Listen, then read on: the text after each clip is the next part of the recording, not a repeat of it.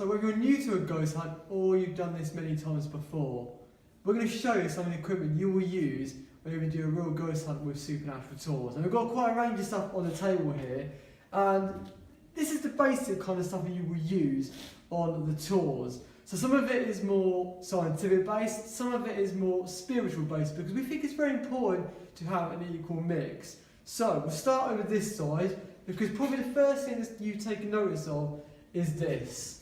This is, well, that's just laminate with letters on it. It's a form of divination. Now let's be honest, divination has been around for many years. Even the Egyptians did divination. Well, when people see this, the first thing they think of is a Ouija board. Now, of course, when you think Ouija boards are good, bad, whatever the case might be, we don't use them on our ghost tours, but we do use this, which is a spirit board. Now, you're probably thinking right now, well, what's the difference? So let me tell you, this is simply a laminated bit of paper, and it has letters on it. So the glass or planchette, whatever, can move towards whatever letters and numbers it needs to. But unlike a Ouija board, which may be a kid's toy in America, this isn't blessed.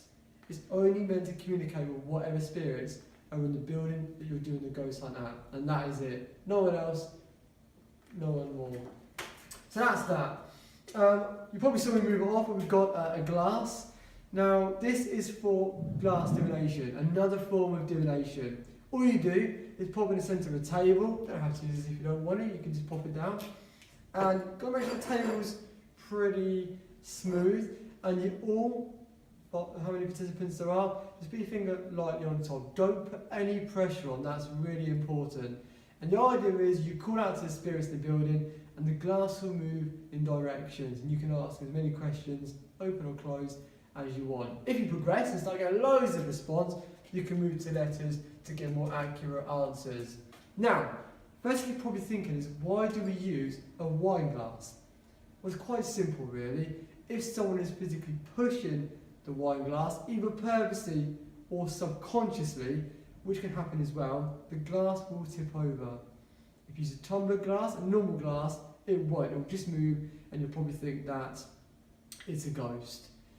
Now, other thing to be aware of, if you're moving this around, the ghost is moving this around at high speeds or whatever, friction will cause it to warm up, and it can cause the glass to smash or the stem to break as well. But basically, it's a form of divination that we use to communicate with spirits and get it to move. Once again, if it starts moving and you're doubtful, get everyone to put their finger upside down like that. It's not so easy for someone who may be doing it purposely to push it, but all we're looking for is a ghost to make contact with us, and that is it. So that's that. Moving along a little bit, we've got a crystal. Now, I know a lot of people have pendulums and crystals that for them only, but obviously on supernatural tours we get a lot of different customers, so ours are quite generic. And again, the idea is you have to find out what a yes and no answer is, and it's different for everybody. Some people, yes, it might go clockwise, some people, no, it might go anti-clockwise, it might not move for no, it might go back and forth.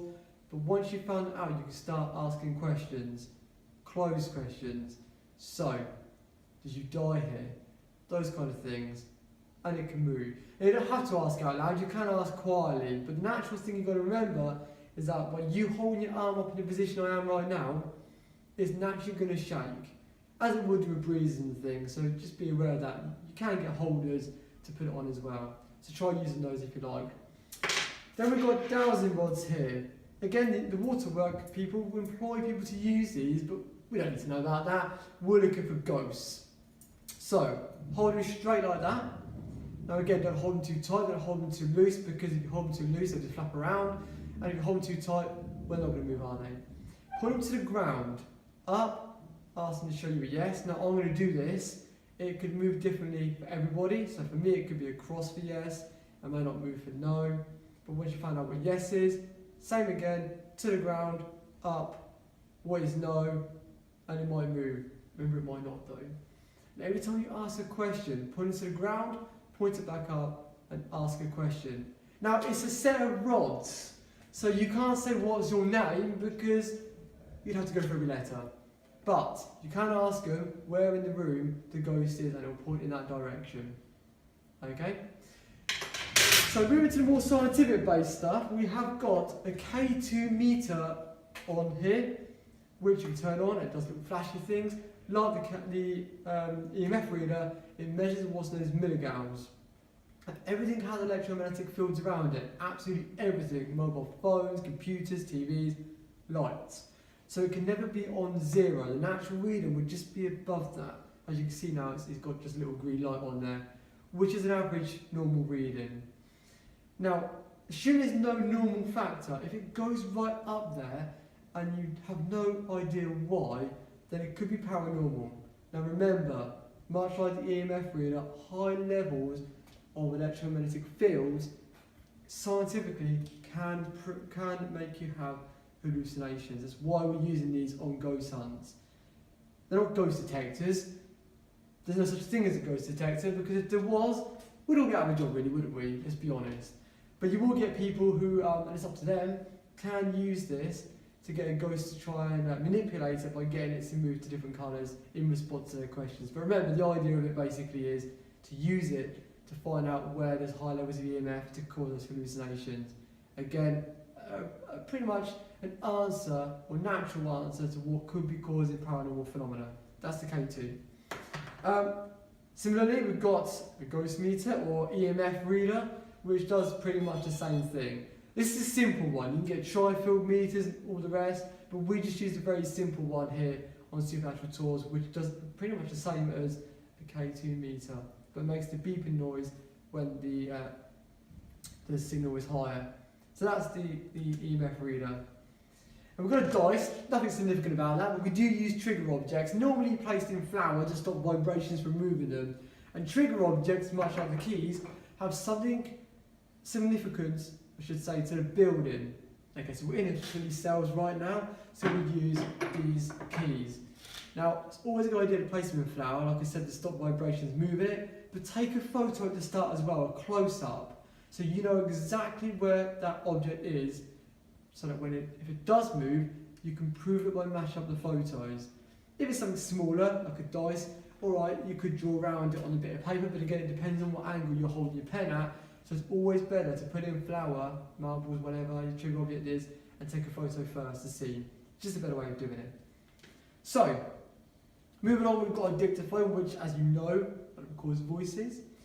Now, we know something here called EVP, or electronic voice phenomena. That is the art of ghosts talking in frequencies that we can't always hear. So, quite simply, press record on there, as you would do. You can either leave it in a place, but the downside to that is, unless you're in the middle of nowhere, you can't guarantee that someone won't walk past the building outside and talk in it. Because you're not there, you don't know whether it's someone natural or not. So, basically, stay with it, ask questions, leave a 20-second gap. So, can you tell me your name, please? 20 seconds. Tell me what year it is. Wait 20 seconds and ask maybe a series of questions. If you're going to do this, the best thing to do in a group is nominate someone to ask those questions. Otherwise, if you ask too many at one time, it's probably going to bamboozle the ghost and they just won't bother answering the questions. Play it back and you could hear a spirit talking on there. Now, EVP is a big thing in Germany and America, and they've got groups dedicated to this, and they tried to find it for years purposely, but actually it was a man in Germany recording birds singing that caught our very first EVP. But have a go for yourself and see if you get something spooky on there. Here you might use these for your trigger objects we mentioned earlier, or to survey doorways, stairwells, anywhere. This is one form of motion sensor. So quite simply, there's a beam that goes from one to the other, and something quite firm has got to break that. So a bit of dust won't do it, but a ghost walking through it, or you walking through it by mistake, will break that beam or make a high-pitched noise. Okay, sometimes a good idea is to leave a locked off camera there as well, so you can actually see anything that might have made it go off.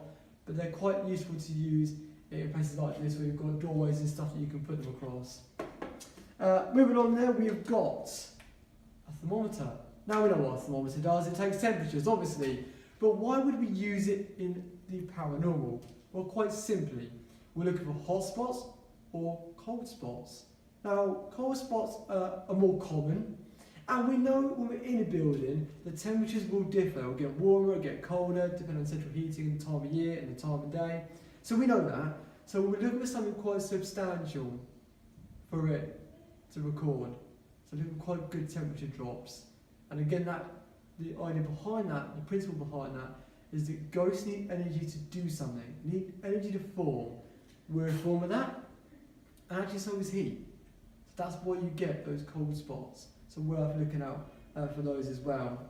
So these, as I said before, are just some of the things that you would do on a ghost hunt, or some of the things that we use. You can take photos, looking out for ghosts in them, or what we call orbs, the first stage of a ghost manifestation as a ball of light.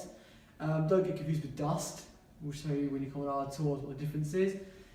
You could use video cameras, night vision ones, to try and pick up on spirits, or you could use a medium, we do on ours. James was our medium, and of course we do use things like table rapping or tipping and things like seances as well to communicate with spirits. We do a whole range of experiments, but my advice is, guys, if you come to a ghost hunt, it's 100% real. We don't fake anything, but don't come with massive expectations, because it can take quite a long time for things to happen. But hopefully we'll see you very soon.